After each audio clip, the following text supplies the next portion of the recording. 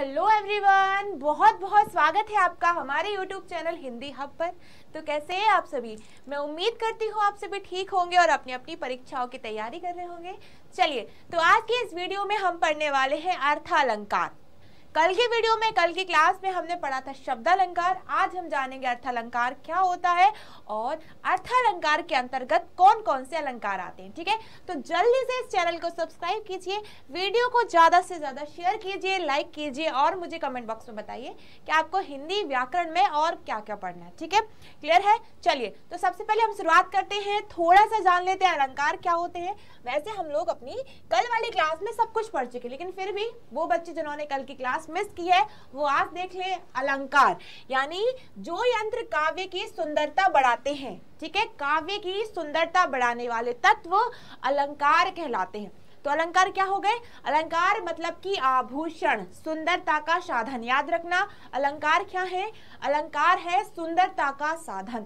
जो यंत्र काव्य की सुंदरता बढ़ाते हैं या फिर काव्य की शोभा बढ़ाने वाले तत्व को हम अलंकार कहते हैं। ठीक है, उदाहरण क्या समझाना था हमने? क्या जाना था कि जिस प्रकार से जो महिलाएं हैं, स्त्रियां हैं, वो अपनी सुंदरता बढ़ाने के लिए आभूषण पहनती हैं, ठीक वैसे ही जो कवि होते हैं वो काव्य की सुंदरता बढ़ाने के लिए अपनी कविता में अलंकार का प्रयोग करते हैं।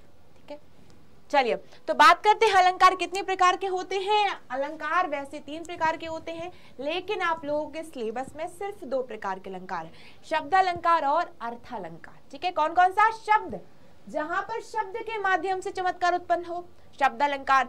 अर्थालंकार, जहां पर अर्थ के माध्यम से, ठीक है, जहां पर शब्द हो और जहां पर हो अर्थ, तो शब्द के माध्यम से चमत्कार उत्पन्न होता है, वहां होता है शब्दालंकार। और जहां पर अर्थ के माध्यम से चमत्कार उत्पन्न होता है वहां होता है आपका अर्थालंकार। ठीक है, चलो तो आज हम क्या जानेंगे? आज हम जानेंगे अर्थालंकार। ध्यान से समझना, बहुत आसान है। जहां पर अर्थ के माध्यम से काव्य में चमत्कार उत्पन्न होता है वहां होता है अर्थालंकार। ठीक है, अब ध्यान से सुनना, आज आपको क्लास में, वीडियो में ये सब बताया जा रहा है कि अर्थालंकार क्या होता है। फिर वैसे ही आपको एक गाने के द्वारा आपसे पूछा जाएगा कि उस गाने में कौन सा अलंकार है। तो कैसे बताओगे भैया? तभी जब आप उस गाने की और इसकी परिभाषा, यानी कि अर्थालंकार के अंतर्गत जो अलंकार आते हैं, मान लो उपमा की बात हो रही तो उपमा अलंकार की परिभाषा मतलब होता है लक्षण। ठीक है, तो आपको पहचानना आना चाहिए। जैसे हम लोगों ने देखा था अनुप्रास में, यमक में और श्लेष अलंकार में, ठीक वैसे ही आपको अर्थालंकार को पहचानना होगा। ठीक है, याद रखना, अगर क्वेश्चन पूछा जाए कि अलंकार के प्रकार बताइए तो कभी भी नहीं लिखना है अनुप्रास, यमक, श्लेष, नहीं। अगर पूछा जाए अलंकार के प्रकार तो अलंकार के सिर्फ 2 प्रकार होते हैं, शब्दालंकार और अर्थालंकार। जहां पर शब्द के माध्यम से काव्य में चमत्कार उत्पन्न हो शब्दालंकार, अर्थ के माध्यम से हो अर्थालंकार। ठीक है, चलिए ध्यान दीजिए, जहां पर अर्थ के माध्यम से उत्पन्न होता है अर्थालंकार, कौन कौन से अलंकार आते हैं? वैसे तो बहुत सारे हैं इसके अंतर्गत, लेकिन आपके सिलेबस में जो है, यानी कि क्लास 10 तक जो भी है वो पढ़ेंगे हम। ठीक है, तो कौन कौन सा है? उत्प्रेक्षा, उपमा, रूपक, अतिशयोक्ति और मानवीकरण अलंकार। ठीक है, ये हो जाएंगे आपके अर्थालंकार। ठीक है, चलिए अब ध्यान से पढ़िए। सबसे पहले हम बात करते हैं उपमा अलंकार की। ठीक है, तो उपमा का अर्थ होता है तुलना करना, इंग्लिश में जिसे हम कहते हैं कंपेयर करना। ठीक है, तो जब किसी वस्तु, व्यक्ति या घटना की तुलना किसी दूसरी अन्य वस्तु, व्यक्ति या घटना से की जाए वहां होता है उपमा अलंकार। अब आप कैसे पहचानोगे कि मान लो आप कोई कविता पढ़ रहे हो, उस कविता में आपको लग रहा है कि भाई चांद की तुलना इससे हो रही है, सूरज की तुलना इससे हो रही है, धरती की तुलना सूरज से हो रही है और आकाश की तुलना चांद से हो रही है। तो जहां पर कवि तुलना करते हैं या फिर समानता दिखाते हैं, ठीक है, सादृश्य दिखाते हैं, वहां होता है आपका उपमा अलंकार। ठीक है, अब आपके दिमाग में आएगा कि भाई किसकी तुलना हो रही है, किससे तुलना हो रही है और तुलना करने के लिए किन किन शब्दों का प्रयोग किया जा रहा है। तो ये सारी बातें आती हैं आपके उपमा अलंकार के अंग के अंतर्गत। ठीक है, याद रखना, उपमा अलंकार के 4 अंग होते हैं और वो कौन कौन से हैं? उपमेय, उपमान, साधारण धर्म और वाचक शब्द। ठीक है, चलो अभी यहाँ पे पहले परिभाषा और लक्षण पे ध्यान दो भाई। क्वेश्चन आप लोगों से पूछे जाएंगे, ठीक है, और एक गाने के द्वारा पूछे जाएंगे, तो आपको ये परिभाषा को रट लेना है बिल्कुल। जल्दी से स्क्रीनशॉट ले लो, ठीक है, और साथ ही साथ अगर कोई डाउट है तो मुझे कमेंट करके जरूर बताना है, ठीक है। ये नहीं करना है कि चलो वीडियो तो देख लिया अब एग्जाम टाइम देखा जाएगा, नहीं, एग्जाम टाइम के लिए कुछ नहीं छोड़ना है, आज ही पढ़ना है, ठीक है। चलिए ध्यान दीजिए, उपमा शब्द का अर्थ होता है तुलना करना। जब किसी व्यक्ति या वस्तु की तुलना किसी दूसरे व्यक्ति या वस्तु से की जाती है तो वहां पर होता है उपमा अलंकार, ठीक है। कौन सा अलंकार होता है? उपमा अलंकार। कविता पढ़ी होगी, हाय फूल सी बच्ची हुई राख की ढेर, ठीक है। यहां देखते हैं, जैसे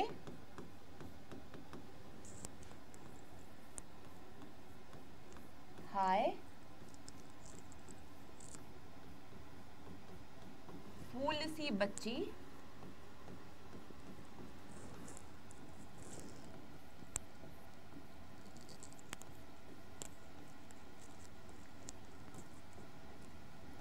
हुई की राख की ढेर, ठीक है। तो आप लोग क्लास एनसीईआरटी की बुक में 9th क्लास में एक कविता है जिसकी ये पंक्ति ली गई है कि हाय फूल सी बच्ची हुई राख की ढेर, ठीक है। तो यहाँ पर उस बच्ची की तुलना फूल से की जा रही है, ठीक है। बच्ची को क्या कहा जा रहा है? फूल कहा जा रहा है, ठीक है। तो यहाँ पर हो जाएगा उपमा अलंकार। फिर इसका दूसरा उदाहरण है पीपल पात सरिस मंडोला। बहुत सुना होगा आप लोगों ने ये उदाहरण, तो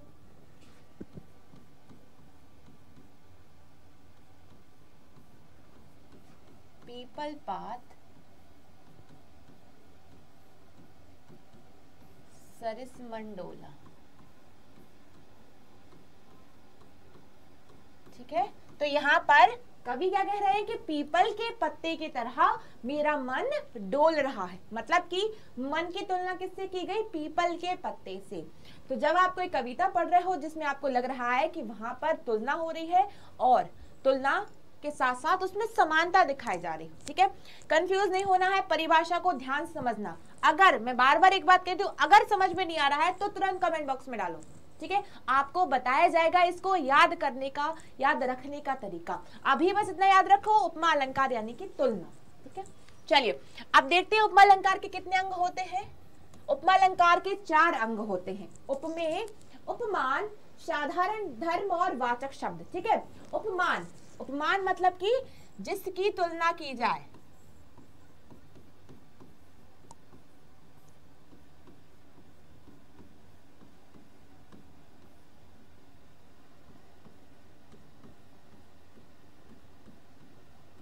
जिसकी तुलना हो रही है वो क्या हो जाएगा? वो हो जाएगा आपका उपमेय। और जिससे तुलना की जा रही है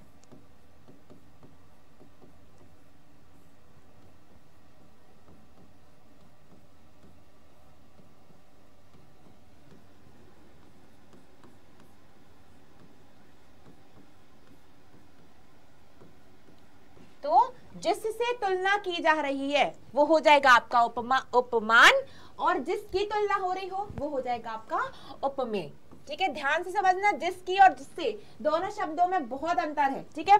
अब है आपका वाचक शब्द। तुलना करने के लिए जिस शब्द का प्रयोग करते हैं वो होता है वाचक शब्द, ठीक है।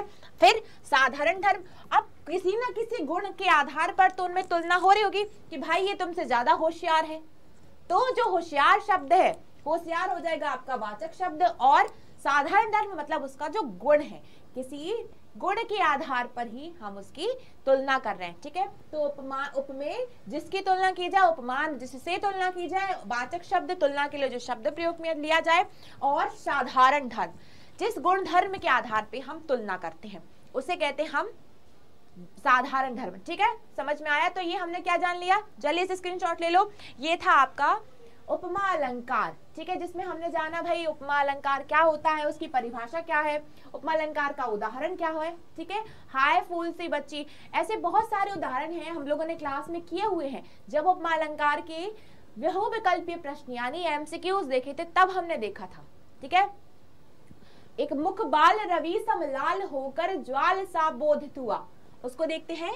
मुख बाल रवि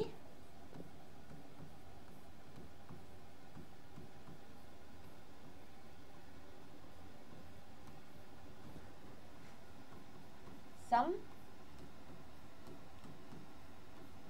लाल होकर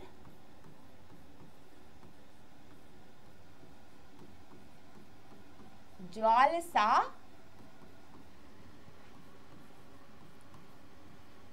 क्या हुआ, ज्वाल सा बोधित हुआ। ठीक है, तो यहाँ पे क्या बताया जा रहा है, मुख बाल रवि समलाल होकर। ठीक है, रवि, रवि मतलब होता है सूर्य। तो यहाँ पे कहा है कि जो हनुमान जी है उनका जो बालक रूप था, तो उनमें उनका जो मुख था वो सूर्य के समान सूर्य के समान तेज देने वाला और ज्वाल सा बोधित मतलब एक ज्वाला, एक आग की तरह दिखाई दे रहा था। तो यहाँ पर हनुमान जी के मुख की तुलना सूरज से यानी कि रवि से की गई है कि उनका जो मुख है वो सूरज के समान समलाल सा होकर, मतलब सूरज के समान लाल होकर बोधित हो रहा है। ठीक है, तो जहां पर ऐसी पंक्तियां आती हैं वहां होता है आपका उपमा अलंकार। चलिए अब हम बात करते हैं उपमेय क्या होता है, ये जान लो। उपमेय का अर्थ होता है तो उपमा देने की योग। अगर जिस वस्तु की समानता किसी दूसरे वस्तु से की जा रही है तो वहां पर उपमेय होता है। तो किसकी, जिसकी तुलना की जाए वो होता है उपमेय। ठीक है, नेक्स्ट क्या है, उपमान। भाई जिससे उपमान की जाए, उपमान को याद रखने का तरीका ये है कि वो सुंदरता का प्रतिमान है। वो क्या है, सुंदरता का प्रतिमान है। प्रतिमान से क्या बन रहा है, उपमान। इस तरीके से याद रख लो, सुंदरता का प्रतिमान है तो जिससे तुलना की जा रही है, ठीक है, वो होता है आपका उपमान।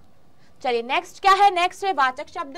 जब उपमेय और उपमान में समानता दिखाई जाती है तो वहां पर प्रयोग किए जाने वाले शब्द वाचक शब्द कहलाते हैं। ठीक है, साधारण धर्म में क्या हो जाएगा, दो वस्तुओं के बीच समानता दिखाने के लिए किसी ऐसे गुण या धर्म की मदद ली जाती है जो दोनों में वर्तमान स्थिति में हो, उसी गुण को हम क्या कहेंगे, साधारण धर्म।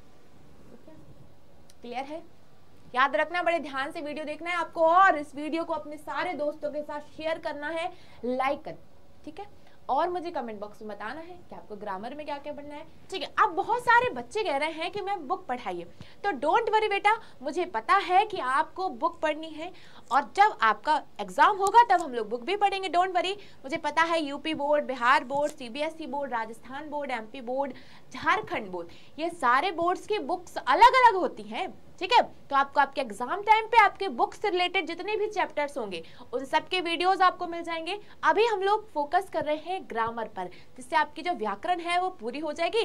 फिर उसके बाद जैसे ही यूपी बोर्ड का एग्जाम आता है हम लोग यूपी बोर्ड की बुक पढ़ेंगे, बिहार बोर्ड का एग्जाम आता है बिहार बोर्ड की बुक पढ़ेंगे। तो डोंट वरी, आपको पूरी हिंदी इस चैनल पे पढ़ाई जाएगी, बस आपको क्या करना है, चैनल से जुड़े रहना है। ठीक है, चलिए अब है रूपक अलंकार। रूपक अलंकार जहां पर किन्हीं दो वस्तुओं को एक जैसा बताया जाए। ठीक है, जहां पर दो वस्तुएं हैं उनको एक जैसा बताया जा रहा है वहां होता है रूपक अलंकार। ठीक है, जब दो व्यक्ति या वस्तुओं को एक समान बताया जाता है तो उसे रूपक अलंकार कहते हैं। ठीक है, सबसे आसान सा उदाहरण है इसका, इसको याद रखने का, मैया मोहे चंद्र खिलौना लेन। क्या है, मैया मोहे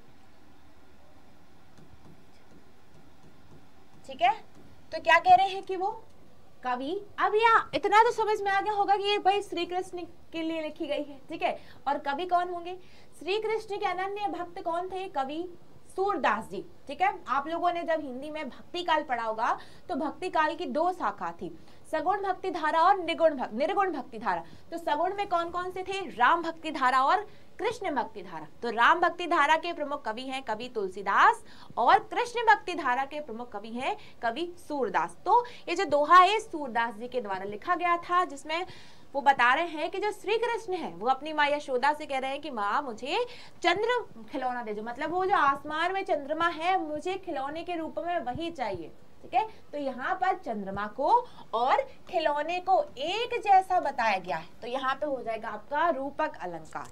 ठीक है, एक और उदाहरण समझते हैं। उदाहरण है दूसरा आपका कि पायो जी मैंने राम रतन धन पायो। ठीक है,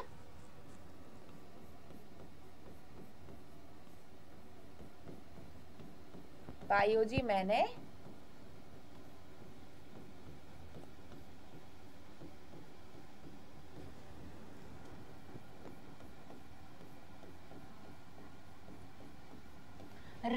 रतन धन पायो। ठीक है, तो अब यहाँ ये जो दोहा है ये किसने लिखा था? मीराबाई ने लिखा हुआ था। तो वो कह रही है कि मैंने राम रतन रूपी धन को प्राप्त कर लिया। अगर मुझे राम अर्थात मुझे ईश्वर मिल गए तो मेरे पास सारे प्रकार की धन संपत्ति है। तो यहाँ पर उन्होंने राम के नाम को और धन को, संपत्ति को एक जैसा, एक समान बताया है। तो यहाँ पर हो जाएगा आपका रूपक अलंकार। ठीक है, चलिए नेक्स्ट है आपका उत्प्रेक्षा अलंकार। भाई बहुत आसान है, जब किन्हीं दो वस्तुओं के बीच तुलना हो रही हो और तुलना के साथ साथ कोई कल्पना भी हो रही हो।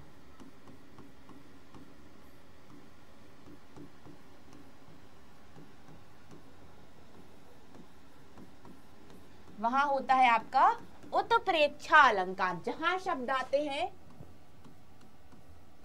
जनु, जानो,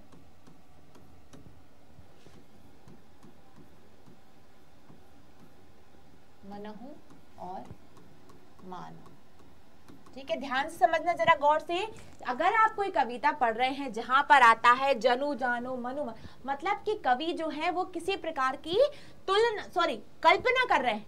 ठीक है, उत्प्रेक्षा अलंकार जहां तुलना भी हो रही हो और कल्पना भी हो रही हो, तो जहां पर शब्द लिखे ऐसे आते हैं मनु, मानो, जैसे आप लोग गणित में देखते हो माना x माना y, तो ऐसे ही कवि मान के चल रहे हैं, वहां पे होता है उत्प्रेक्षा अलंकार। ठीक है, इसका उदाहरण है सोहत ओढ़े पीत पट,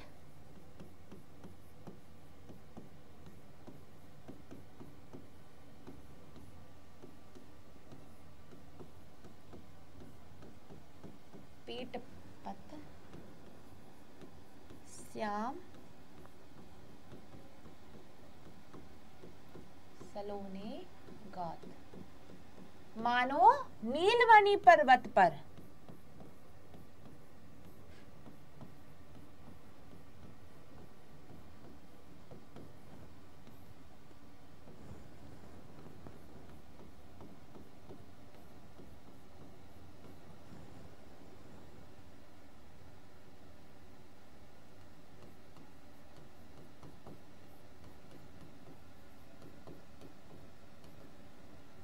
ठीक है, यहां पर कवि कह रहे हैं कि जब श्री कृष्ण अपने पीले वस्त्रों को धारण करते हैं, सोहत ओढ़े पीत पत श्याम सलोने गात, कि जब श्री कृष्ण क्या करते हैं, सॉरी यहाँ पे गात शब्द आप लोगों को समझ में नहीं आएगा, उसको चेंज करते हैं।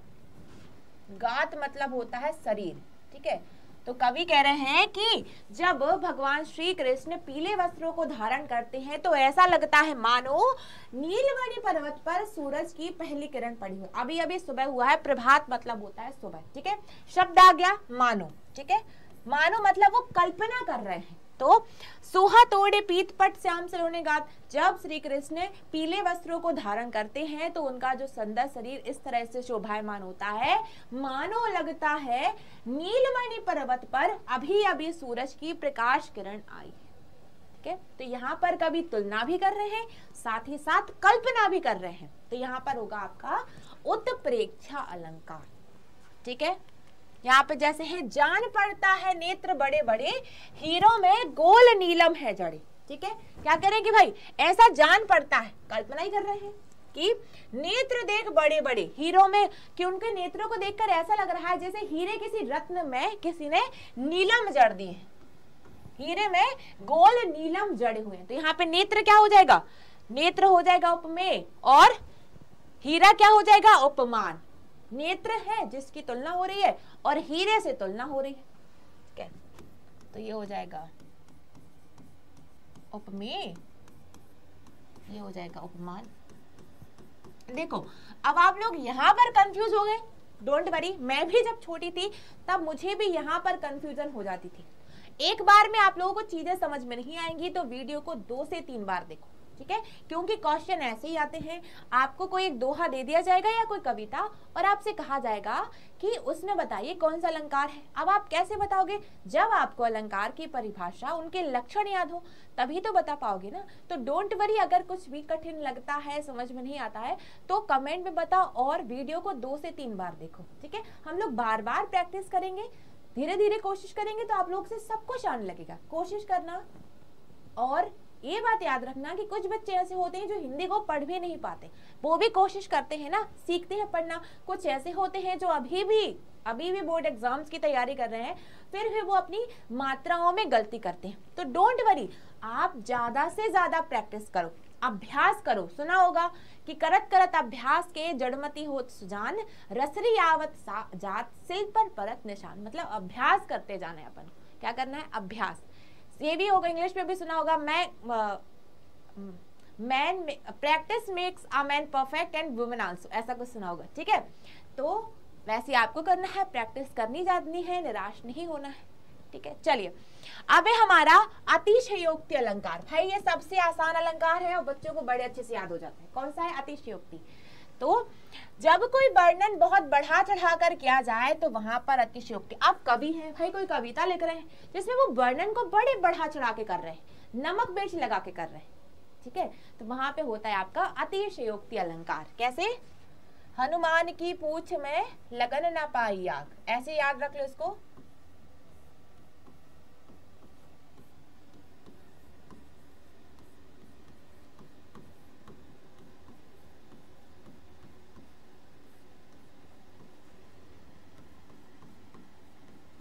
लगन न पाई आग, सारी लंका जल गई,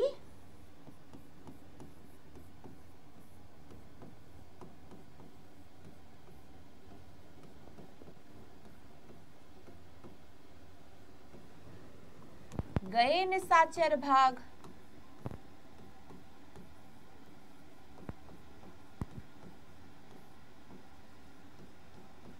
ठीक है, तो अब यहाँ पे कवि कह रहे हैं कि भाई जब उनकी पूंछ में आग लग ही नहीं पाई तो कैसे लंका जल जाएगी। कवि ने यहाँ पे क्या किया है भाई, ये लंका कांड से लिया गया है, उन्होंने बहुत बढ़ा चढ़ा के बातें बता दी। ठीक है, अब एक और होगा कि आपने सुना होगा कि महाराणा प्रताप के घोड़े के बारे में। ठीक है, कि आगे नदियां पड़ी अपार, महाराणा प्रताप परेशान थे कि भाई आगे बहुत सारी नदियां हैं, अब उनका जो घोड़ा है चेतक वो उस पार कैसे पहुंचे। तो जब तक वो ऐसे थे तब तक उनका जो घोड़ा था वो नदी के उस पार पहुंच गया था। यहाँ पर भी कवि ने बात को बढ़ा चढ़ा के बताया है। तो जहां पर बातों को बढ़ा चढ़ा के बताया जाता है वहां होता है अतिशयोक्ति अलंकार। ठीक है, अतिशयोक्ति अलंकार है, स्क्रीनशॉट लेते जाना बीच बीच में। चलिए नेक्स्ट है मानवीकरण। मानवीकरण सबसे ज्यादा प्रयोग किया है कवि सुमित्रा नंदन पंत ने।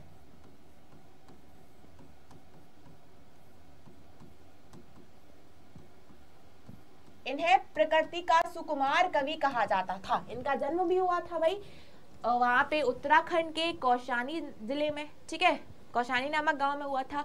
तो उनकी जो रचनाएं होती थी उसमें सबसे ज्यादा प्रकृति चित्रण देखने को मिलता था। और ये कवि हैं, ये है छायावाद के प्रमुख कवि जयशंकर प्रसाद, सुमित्रा नंदन पंत और सूर्यकांत त्रिपाठी निराला। ये तीनों कवि छायावाद के प्रमुख कवि माने जाते हैं। ठीक है, तो अब मानवीकरण अलंकार में क्या है कि जब प्राकृतिक वस्तुओं जैसे पेड़, बादल आदि में मानवीय भावनाओं का वर्णन हो, यानी निर्जीव चीजों में भी सजीवता दिखाई जाए। पढ़ा होगा कि भाई कवि कहती है कि नदियां माता हैं, वो तो हम लोग मानते ही हैं। ठीक है, और हिमालय पिता है। ठीक है, हिमालय पिता है। तो इस तरह से जब कवि प्राकृतिक वस्तुओं का, प्राकृतिक चीजों का कैसा वर्णन करते हैं, उनको एक मानव के रूप में दिखाते हैं। ठीक है, कक्षा यूपी बोर्ड में कक्षा 12वीं में एक पूरा दोहा है पवन दूतिका नाम से। ठीक है, उसमें जो बताया गया है कि जब कृष्ण जी गोकुल छोड़ के मथुरा चले जाते हैं तो राधा जी पवन अर्थात वायु के द्वारा अपना संदेश भेजती है। कब पाठ का नाम है पवन दूतिका अर्थात पवन दूत की तरह राधा का संदेश कृष्ण तक लेके जाती है। ठीक है, तो वहां पर पवन अर्थात वायु का मानवीकरण किया हुआ है। मतलब उसे कैसे बता दिया, जैसे मानव होते हैं वैसे ही बताया गया है। ठीक है, तो जहां पर प्राकृतिक वस्तुओं को में मानवीय भावनाओं का वर्णन किया जाए वहां पर होता है मानवीकरण अलंकार। ठीक है, क्लियर है। अब इसको कैसे समझे भाई, दोहा है मेघ आए बड़े बंठन कर सवर कर। मेघ आए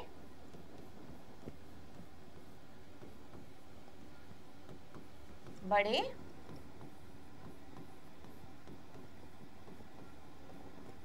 बंठन कर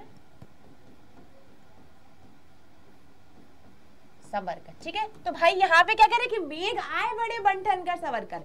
तो ऐसे कौन, और इसके आगे है कि जैसे पाहुन मतलब देवता, वो मेहमान आते हैं, ठीक है। मेघ आए बड़े बन ठन कर सवर कर, तो मेघ, मेघ यानी कि बादल,